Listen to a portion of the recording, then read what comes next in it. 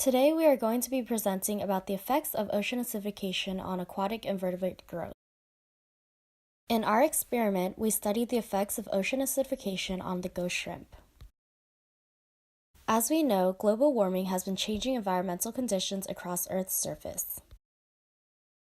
The excess carbon dioxide released into the atmosphere gets absorbed into the oceans, which act as a carbon sink. This reaction leads to the formation of carbonic acid in the oceans, making them more acidic. More acidic oceans creates an environment with a lower pH, which leads to fewer and smaller marine calcifiers. This subject is important because acid rain is occurring more often. Previously, acid rain naturally occurred after volcanic eruptions. Now, acid rain is due to chemicals that humans release and react in the atmosphere. This problem mainly occurs in the East Coast, where industries rely on coal-burning factories. Acid rain is harmful to buildings and statues made of limestone because acids have a corrosive effect, evident in the top right image. Acid rain is equally damaging to trees because it damages their leaves and can kill them by poisoning them through the soil. Equally important, acid rain damages freshwater ecosystems that we rely on. Because we are examining the effects of water acidification and because invertebrates are most affected by acidification, we decided to choose ghost shrimp. They are characterized by their transparent bodies, hence their name. They grow up to 1 inch long and have the ability to change the colors of the granules on their bodies to camouflage even more into their environment. They are most often found in freshwater, brackish waters in the states east of the Appalachian Mountains. Today, they are also found in states in the west, such as California and Texas, although they are not native to those areas. So as discussed earlier, we chose to use shrimp as our test subjects because they are invertebrates. However, there are many other reasons why ghost shrimp are a particularly good candidate for this experiment. In captivity, ghost shrimp are incredibly abundant. They can be found in hundreds at most live fish stores or large pet store chains such as Petco or PetSmart, making them easily obtainable. They are also cheap, ranging from 10 cents to 99 cents each, and they are incredibly easy to care for. All they need is a container of water, a sponge filter, and some food. In the wild, ghost shrimp are an important source of food for birds and fish. They are considered a keystone species in their community. Therefore, it is particularly important to study the species because its response to acidification can affect other species as well. Lastly, their native distribution are in areas where acid rain is most common. In order to test the effects of acidification on ghost shrimp, we will be observing the amount of molts they produce over a period of time. Molting is a process that is necessary for invertebrates like shrimp to grow. When their shells are first formed, they harden. For a period of time, the shrimp grows inside the shell until they can no longer fit. When this occurs, shrimp shed or molt their shells and then grow back a new exoskeleton. One of the essential ingredients for the regrowth of shrimp exoskeletons is calcium, which is found in lower concentrations in fresh water that is slightly acidic. As a result, counting the number of molts or shells will allow us to assess the growth of shrimp under certain conditions. Our experimental questions are: what effects does freshwater acidification have on invertebrates? Do freshwater invertebrates suffer from the same effects from freshwater acidification as marine invertebrates suffer from ocean acidification? Will simulated acid rain inhibit the growth of shrimp? Our hypothesis for the experiment is that acidic conditions simulated with reverse osmosis water will be linked to lower calcium carbonate levels in the water and will result in slow and inhibited growth rate of ghost shrimp, which means producing fewer molts. Our null hypothesis is that there will be no difference in molting frequency in the 3 conditions with varying levels of calcium carbonate. Here's the list of materials we need in order to conduct this experiment, including 15 ghost shrimp and the equipment needed to house them. This diagram shows our experimental setup. There were 3 replicates of the setup and each tank held 5 ghost shrimp. Each member of our group cared for and observed the shrimp in our own tanks. Although the basic setup was the same for each tank, the water conditions in each were different. One tank, visualized on the left, contained 70% tap water and 30% reverse osmosis water. The dilution of tap water with reverse osmosis water lowers the pH, mimicking freshwater acidification. One tank will have conditioned tap water, which will essentially be our control. and our last tank will have excess calcium. We observed the number of molts produced by shrimp over a period of 18 days. For our experiment, we predict that shrimp in tanks with calcium supplements will produce the most molts, indicating a higher growth rate, while shrimp grown in normal water conditions will have intermediate number of growths. The shrimp in the environment with reduced calcium stimulated with reverse osmosis water will produce the least amount of molts. The independent variables in our experiment are the water conditions in which the shrimp were raised in, and our dependent variables are the number of molts produced in each tank. On this slide, we see a graph of our raw data. We counted the number of molts present in the tank each Monday, Wednesday, and Friday of the week for 6 weeks, which add up to a total of 18 data points. We started our experiment early in the quarter because we weren't sure how often the ghost shrimp would molt. After we counted the molts, the shells would be removed from the tank so as not to confound future counts.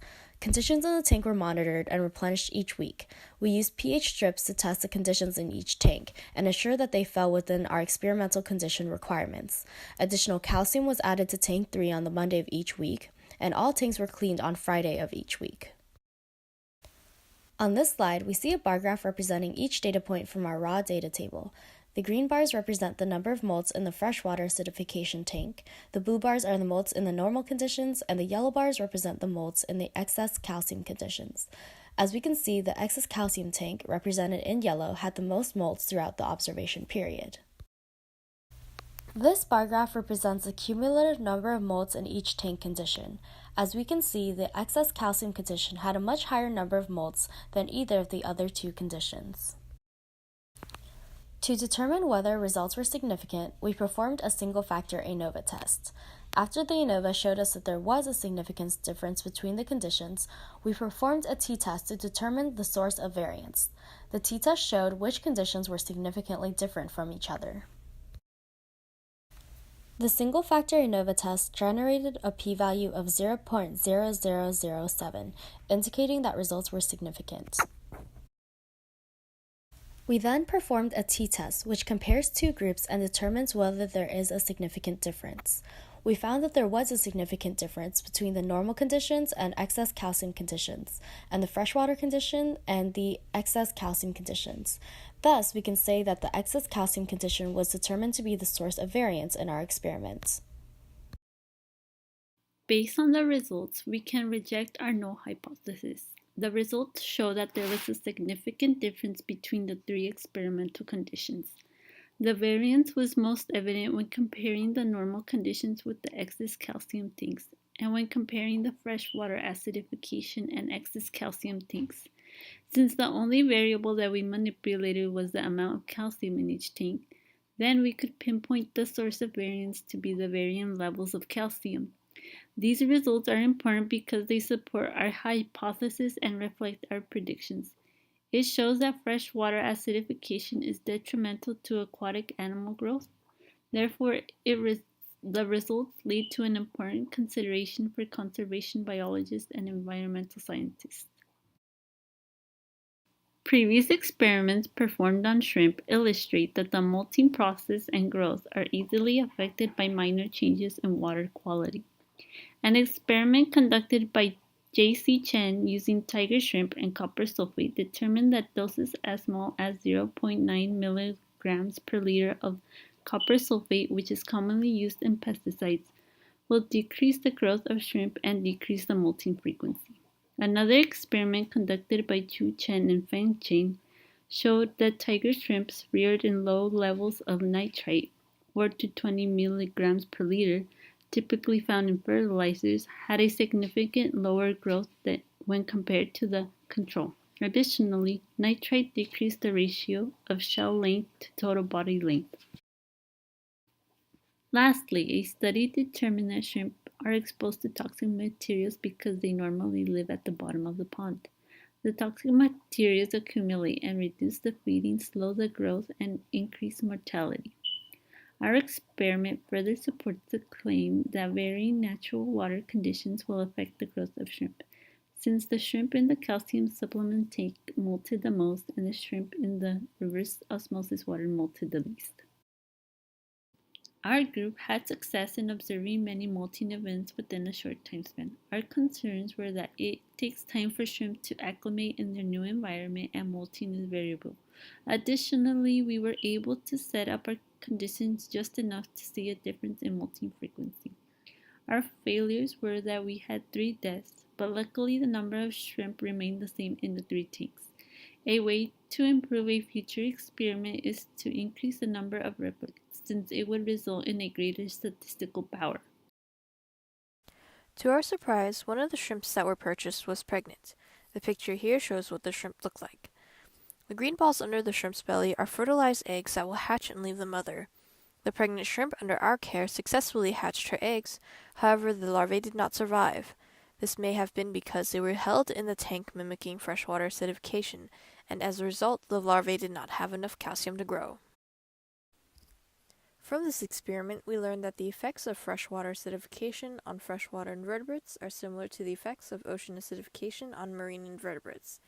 Calcium is an essential component for growth in aquatic invertebrates with shells, and acidification is a serious matter. By affecting invertebrates, they also affect other animals. Future directions with the information we uncovered include further research, such as finding out how acidification affects other ecosystems and how we can reverse or prevent acidification. Since we know that acidification has negative side effects, we can work to reduce our greenhouse gas emissions, which will produce less acid rain, lower the carbon dioxide concentration in the atmosphere, and result in less freshwater and ocean acidification.